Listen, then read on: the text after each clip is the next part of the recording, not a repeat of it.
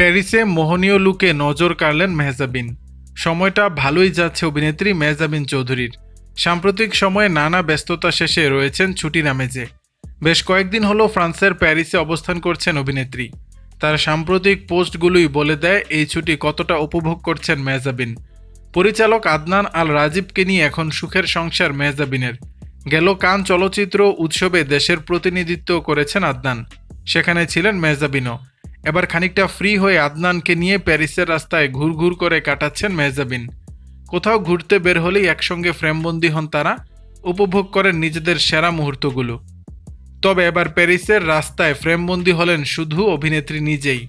পরনে আকাশি রঙের পোশাকে পোজ দিয়েছেন সেখানকার ঐতিহ্যবাহী ক্যাফে ব্রাসেরির সামনে থেকে।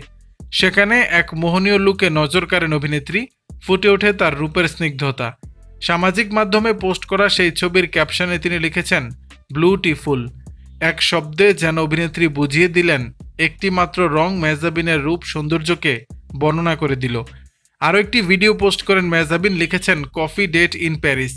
সেখানে দেখা গেছে তাকে স্টাইল নিয়ে কফি উপভোগ করতে। আবার কখনো রেস্টুরেন্টের টেবিলে বসে কিংবা একান্তে হাঁটতে হাঁটতে ফ্রেমবন্দি হয়েছেন অভিনেত্রী। মেহজাবিনের এই ছবিগুলোতে ভক্তদের প্রতিক্রিয়া ছিল ব্যাপক। অসংখ্য মন্তব্য দেখা গেছে, মন্তব্য ঘরে ছড়িয়ে গেছে মুগ্ধতাও। ছোট পর্দায় দীর্ঘ এক দশক ধরে নিজের অবস্থান দৃঢ়ভাবে ধরে রেখেছেন মেহজাবিন চৌধুরী। সম্প্রতি বড় পর্দায়ও কাজ করছেন তিনি। দর্শক, বিষয়টি নিয়ে আপনাদের মতামত জানাবেন নিচের কমেন্ট বক্সে।